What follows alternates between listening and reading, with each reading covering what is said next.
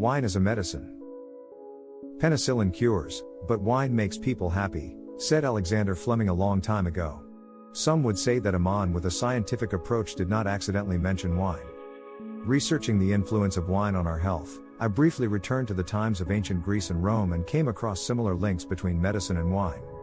Everything I learned about wine and medicine dates back to the past. Old age. Experiences. In wine, everything smells of experience and truth. Wine is obtained by fermentation of grapes, the fruit of the vine plant. Valuable archaeological discoveries related to the history of wine are still being discovered throughout Egypt, China, Mongolia, and South America. In Europe, the oldest wineries were found in Germany, Staffelterhof from 862 and Schloss Johannesburg from 1100, then Château de Goulaine in France, 1 millennium old, and Italian Barone Ricasoli, from 1141. Probably the largest winery of the Byzantine era, about 1,500 years old, was recently discovered in Israel. In terms of antiquity, artifacts from the Georgian winery dating back more than 8 millennia lead the way. The vine therefore grew on impenetrable lands, where Mother Nature kept it without water or nutrients. Through the rise of civilization, the vine has acquired the resistance to deal with external influences on its own. Plants are like people. When they are most in danger, activation and production of the most defensive substances occurs. When it comes to vines, they lead the way: resveratrol, anthocyanins, tannins and other polyphenols. The oxidative power of phenolic compounds present in grapes, and thus in wine, is 20 times higher than vitamin E and 50 times higher than vitamin C, which makes grapes and wine a significant source of biologically active phenolic compounds. Chemical technologists would say that phenolic compounds contain an aromatic ring with hydroxyl groups that can be proton donors and act as antioxidants, i.e. they capture free radicals with formation of less reactive phenoxyl radicals. What does this mean in terms of the topic I'm writing about? Why are wines from rocky, rough and steep hillside vineyards so rich in tannins? Why do winemakers live to a very old age? Is wine a magical drink, which, in addition to the strict principle of medical treatment, represents a holistic approach to anti-stress policy, on the basis of which the human body functions? Holistic medicine was practiced by the famous Hippocrates, including wine therapy for his patients. French scientist Serge Renaud concluded from his research that the French in rural households eat very rich and fatty food, but that they do not suffer from cardiovascular diseases because they regularly drink a glass of wine with each meal. In the southwestern province of Gers, goose liver, sausages, duck fat, cassoulet and fatty cheeses are often served on the table.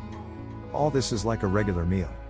Along with wines from local red varieties, Madeiran, Bergerac or Cahors. These wines are there to wash away all that fat and blood vessels with their strong tannins and richness in precyanidins. The researchers say that all the compounds that have been studied, which are found in wine, are said to have a positive effect on preventing the appearance of various diseases in humans, especially resveratrol. What does resveratrol do to our bodies? It improves the work of the cardiovascular system. It helps with the expansion of blood vessels, because it increases the production of nitric oxide. This relaxes blood vessels, reduces high cholesterol levels and lowers blood pressure. Improves brain and cognitive functions, reduces the formation of protein parts, beta amyloid.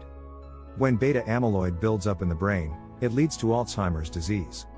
It helps in the fight against cancer. By changing its genetic structure, it prevents its spread.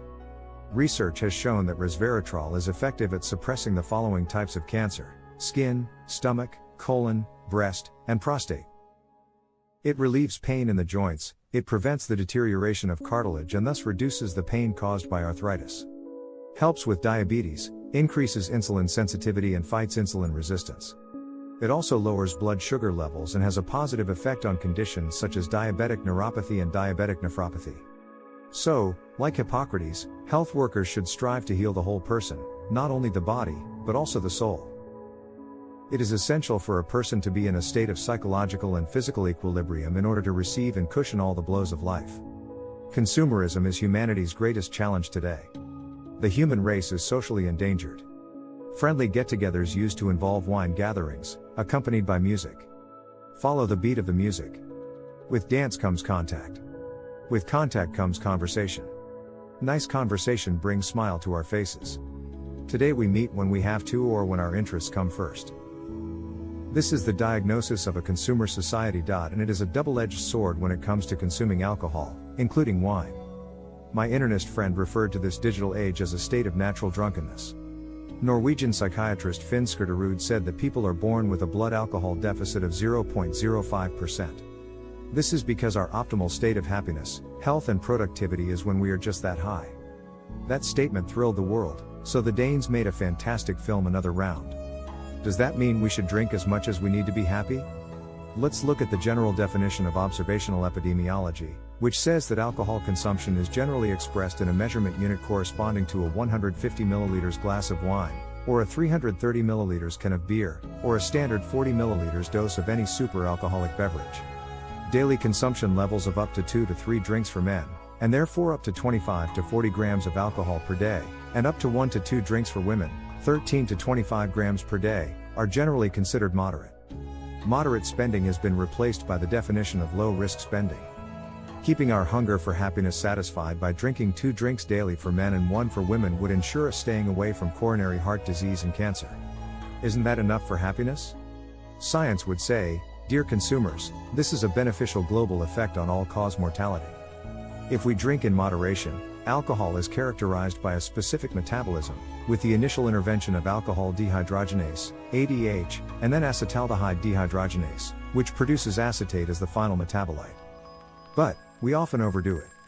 So higher alcohol intake activates an inducible metabolic mechanism known as the metabolic microsomal oxidative system, MEOS, hepatic microsomal oxidative system. Its intervention creates oxygen-free radicals and is therefore associated with an increase in oxidative stress. After all, life is complicated enough to complicate it further with intemperance. Which doesn't mean that I'm not finishing the second glass.